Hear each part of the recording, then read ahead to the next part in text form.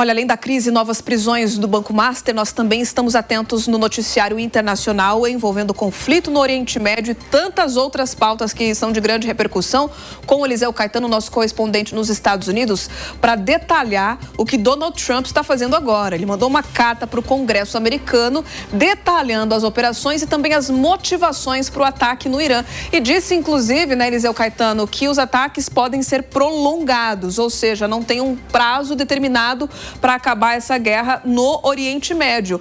Donald Trump, que foi muito questionado, principalmente pela oposição, por iniciar esses ataques sem o aval do Congresso, né, Eliseu Caetano?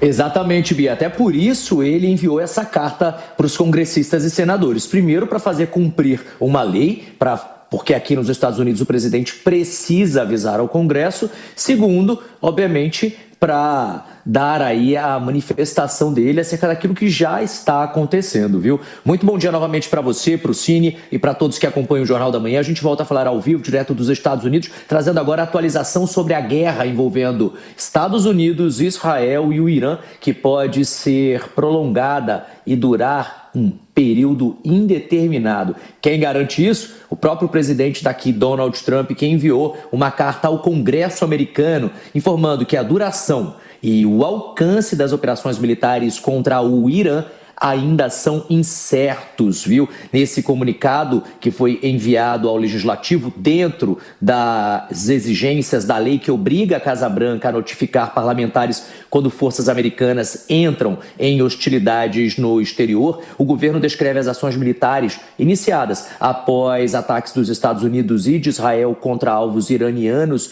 afirmando que o desfecho do conflito ainda não pode ser previsto. De acordo com autoridades citadas por veículos daqui dos Estados Unidos na manhã de hoje, esse documento, segundo essas fontes ouvidas, indicam que a extensão completa das operações militares ainda é desconhecida, o que ainda, segundo essas fontes, abre a possibilidade de uma campanha mais longa lá no Oriente Médio, viu? Essa comunicação ela é importante e ela ocorre enquanto o governo encontra e enfrenta também muitos questionamentos lá no Capitólio, principalmente sobre os objetivos dessa atuação e também sobre a duração, porque os congressistas querem saber quanto tempo vai durar isto.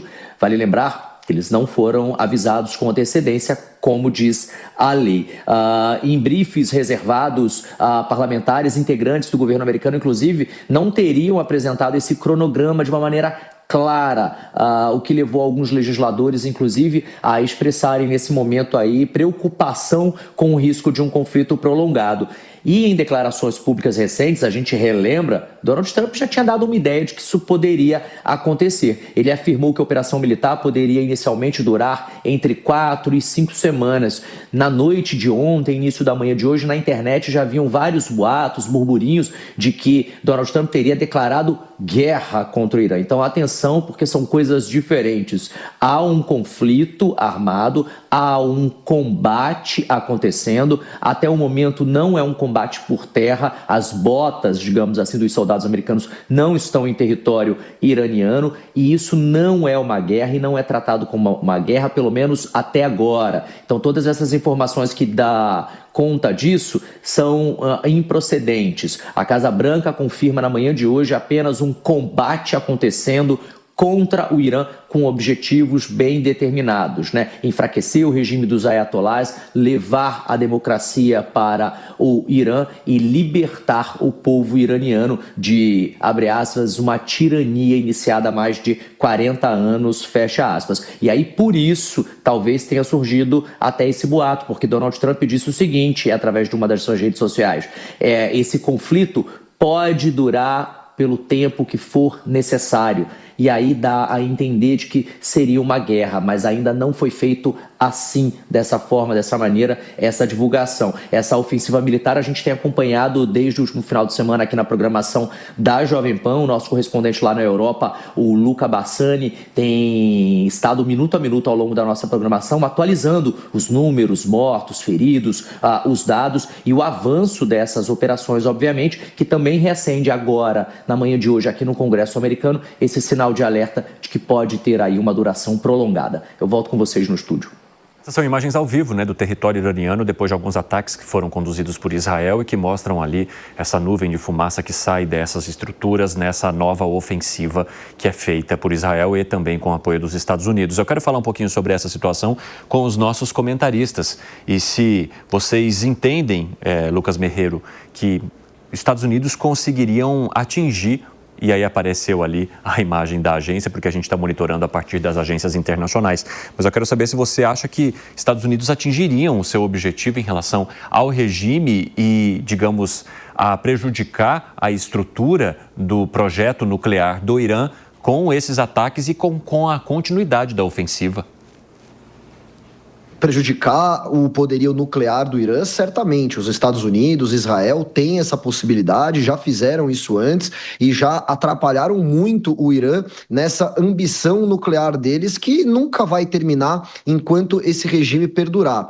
Agora, se o regime vai cair de fato, o regime dos ayatolás vai cair de fato, aí é uma outra questão. E é muito mais difícil de prever. É difícil fazer esse tipo de previsão de resultados de possíveis guerras, Desde que a gente viu a guerra Rússia e Ucrânia, quando ela começou, muita gente achava que a Ucrânia não duraria nada, que a Rússia iria tomar a Ucrânia em menos de 2 semanas, e a guerra está rolando até hoje, No caso do Irã, apesar de não estar oficialmente em guerra com os Estados Unidos ainda, mas é possível sim que que os Estados Unidos declare guerra contra o Irã. A gente sabe que é um conflito que não necessariamente vai ser breve, ele pode durar muito tempo, lembrando que, diferentemente do que aconteceu na Venezuela, onde você tira o presidente Nicolás Maduro e o regime dele rui, o regime dele cai, mas ainda é o chavismo que manda lá.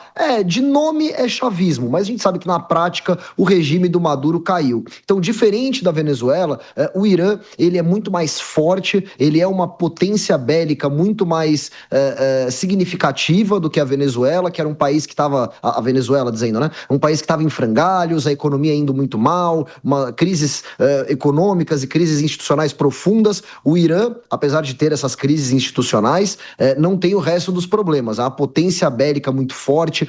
Para vocês terem uma noção, o Irã é o principal fornecedor de drones para a Rússia.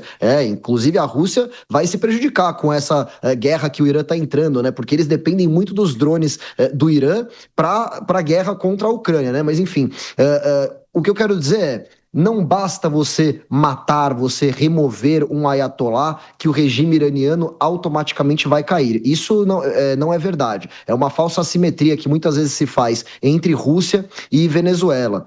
Ou melhor dizendo, entre Irã e Venezuela.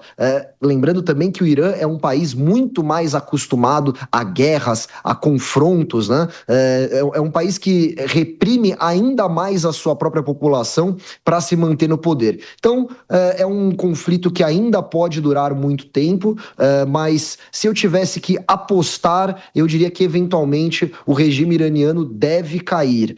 A gente não vê na história do mundo o regime iraniano num período tão profundo de instabilidade política. Talvez esse seja o momento dele cair definitivamente.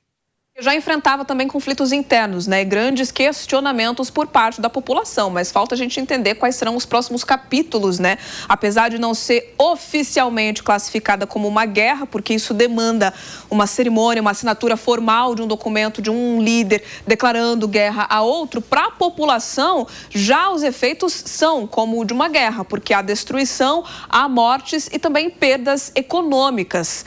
Agora, falando também nas perdas políticas, viu, Kriegner, principalmente para Donald Trump, a gente tem apenas 27% dos norte-americanos apoiando a decisão de Donald Trump desses ataques coordenados com Israel no Oriente Médio, a Irã, ao território do Irã.